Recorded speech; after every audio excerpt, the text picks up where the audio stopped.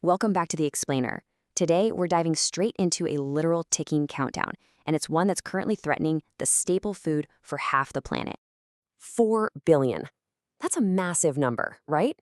Well, that is exactly how many people rely on rice every single day just to get their basic calories. But the critical fertilizer needed to actually grow that mountain of rice, it's just stopped arriving. We're looking at a huge disruption here, and it goes way beyond cargo ships having to take a longer route around the globe. The International Rice Research Institute, pretty much the world's leading authority on this stuff, is officially sounding the alarm. They're warning that the energy and fertilizer channels could become massive short and medium-term risks. What this really means is the crisis isn't just about rerouted ships anymore. It's a total supply chain blackout, hitting right before the absolute most important planting season of the year. The fertilizer those ships carry is simply not showing up. So let's trace this chain reaction. We're going to cover 1. The fertilizer dependency map. 2. Asia's biological clock. 3. The price squeeze. 4. Africa's rice threat. And finally, 5. The hidden wildcards. All right, starting off with Section 1, the fertilizer dependency map, tracing the inputs from the Gulf. Okay, so let's look at where the world's biggest rice exporters get their fertilizer. They depend heavily, and I mean heavily, on the Persian Gulf. India alone is pulling over 40% of its urea and phosphates straight from that region. Pakistan brings in 29% of its finished fertilizer from the Gulf, and Thailand is sitting at 21.5%. Now, why does this matter? Because these three nations just happen to supply the vast majority of rice exports for both Asia and Africa. So when their fertilizer gets cut off, the global rice supply takes a massive, direct hit. Let's track exactly how this domino effect works.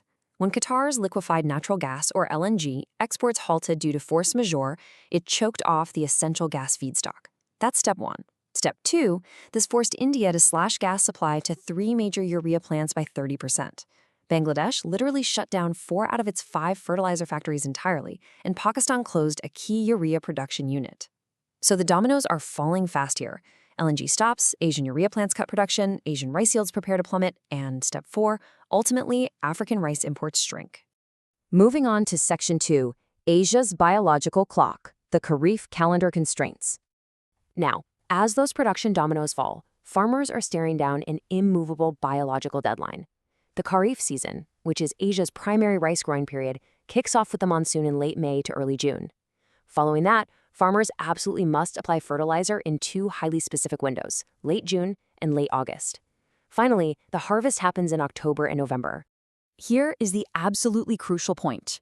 Rice biology cannot be paused. It's an incredibly nitrogen-hungry crop. If farmers miss that critical late June window, yields plummet by 20 to 40%. Boom. Just like that.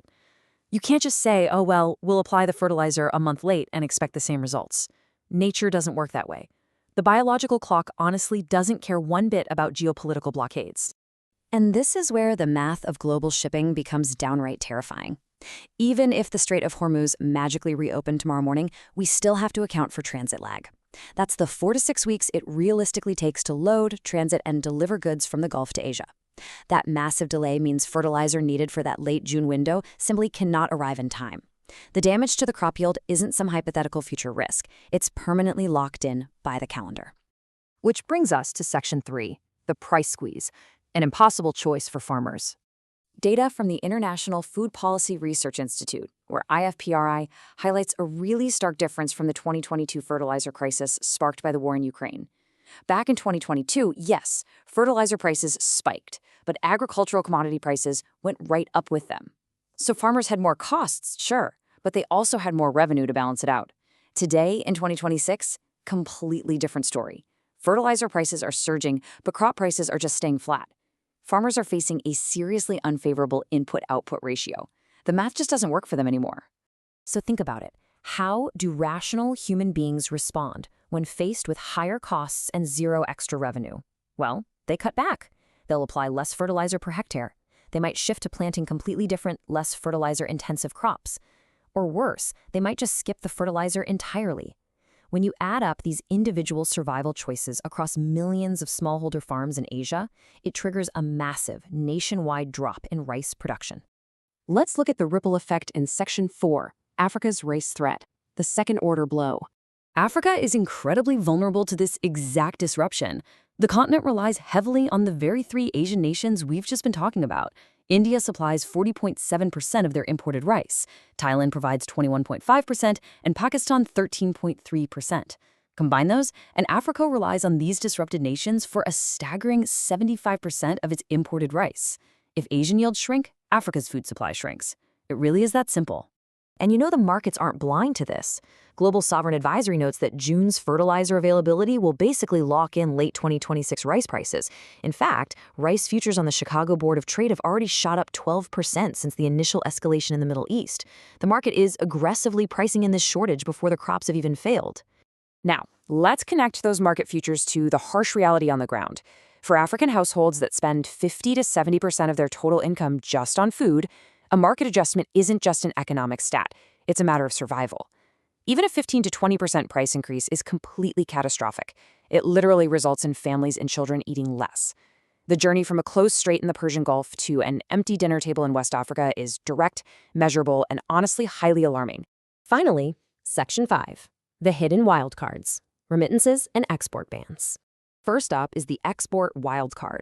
India actually has a well-documented history of protecting its own citizens first when food gets scarce. Think back to 2023. They banned non-basmati white rice exports when domestic supplies tightened, and it sent global prices surging.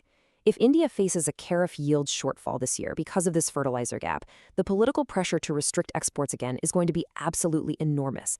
And if they do, bam, a quarter of the world's traded rice vanishes from the market overnight.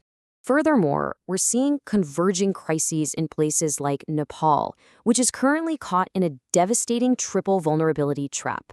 The very families facing higher global food prices and blocked local fertilizer imports are simultaneously receiving less remittance income. Why? Because their family members working in the Gulf are facing disrupted labor and economic activity due to the conflict. It's a double, honestly even a triple squeeze on the poorest households. Ultimately, if there's one thing you should take away from this explainer, it's this stark reality. Unlike financial or oil markets that can bounce back and adjust in a matter of days, agricultural production is tied to a strict biological countdown. The clock cannot be accelerated, it cannot be paused, and it certainly cannot be reversed by some government policy or diplomatic intervention later in July. If the fertilizer isn't there in June, the 2026 crop is already lost. So this leaves us with the ticking clock and massive global stakes. It raises some huge questions we all need to be thinking about. As a global community, should fertilizer be allowed to bypass blockades as a strict humanitarian necessity? And realistically, how will major nations react when the silos actually start running low? Keep a very close eye on those Kharif planting windows, because they're about to tell us exactly what the end of the year looks like.